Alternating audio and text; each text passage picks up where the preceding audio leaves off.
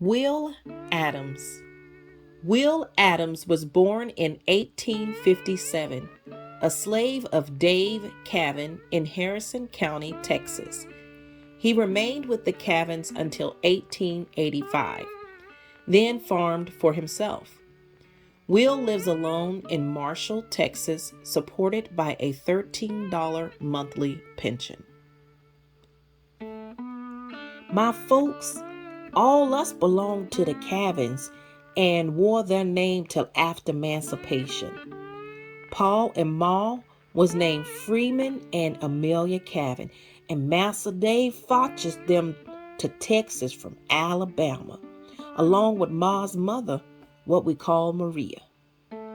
The Cavans all us thunk lots of their niggas, and Grandma Maria say, why shouldn't they?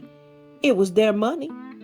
She say there was plenty Indians here when they settled this country, and they bought and traded with them without killing them, if they could. The Indians was poor folks, just pilfer and loaf round all the time. The niggas was a heap sight better off than they was, 'cause we had plenty to eat and a place to stay. Young Massa Tom was my special massa, and he still lives here. Old man Dave seemed to think more of his niggas than anybody, and we thunk lots of our white folks. My pa was a leader on the farm, and there wasn't no overseer or driver. When Pa whip a nigga, he needn't go to Massa Dave, but Pa say, go you way, you nigga. Freeman didn't whip you for nothing. Massa Dave all us believe Pa, 'cause he tells the truth. One time, a peddler come to our house, and after supper, he goes to see about his pony. Paul done feed that pony 15 ears of corn. The peddler tell Massa his pony ain't been fed nothing, and Massa get mad and say, be on you way if and you gone, 'cause my niggas starving line. We had good quarters and plenty to eat. I remembers when I was just walking round good, Paul come in from the field at night and taking me out bed and dress me and feed me and then play with me for hours. Him being leader, he's gone from 4 day till after 9. The old heads got up early, but us young scraps slept till 8 or 9 o'clock. And don't you think Massa Dave ain't coming round to see we is fed? I remembers him like it was yesterday, coming to the quarters with his stick and asking us, had you breakfast? We say, yes, sir. Then he'd ask if we had enough or wanted any more. It looked like he'd taken a pleasure in seeing us eat. At dinner, when the field hands come in, it am the same way. He was sure that pot liquor was filled as long as the niggas want to eat. The hands worked from sun to sun. Massa give them little crops and let them work them on Saturday. Then he bought the stuff, and the niggas go to Jefferson and buy clothes and such like. Lots saved money and bought freedom before the war was over. We went to church, and first the white preacher preached, and then he lawns our colored preachers. I seen him ordain a colored preacher, and he told him to all us be honest. When the white preacher laid his hand on him, all the niggas get to hollering and shouting and praying, and that nigga gets scared most to death. On Christmas, we had all we could eat and drink, and after that, a big party.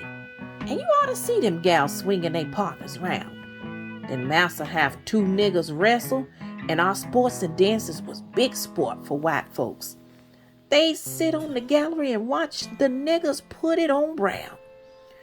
Massa didn't like his niggas to marry off the place, but sometimes they do it. And Massa tell his neighbor, my nigga am coming to your place. Make him behave. All the niggas haved then.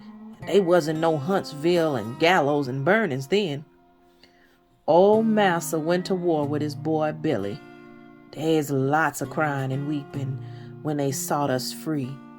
Lots of them didn't want to be free, 'cause they know nothing and had nowhere to go. Them what had good masters Stay right on. I remembers when that Ku Klux Klan business starts up. Smart niggas causes that. The carpetbaggers ruined the niggas, and the white men couldn't do a thing with them. So they got up the Ku Klux and stirs up the world. Them carpetbaggers come around learning niggas to sass the white folks what done fed them. They come to Paul with that talk, and he told them, listen, white folks, you was gonna start a graveyard if you come around here teaching niggas to sass white folks. Them carpetbaggers starts all the trouble at elections and Reconstruction. Niggas didn't know anything about politics. Most the young niggas ain't using the education they got now.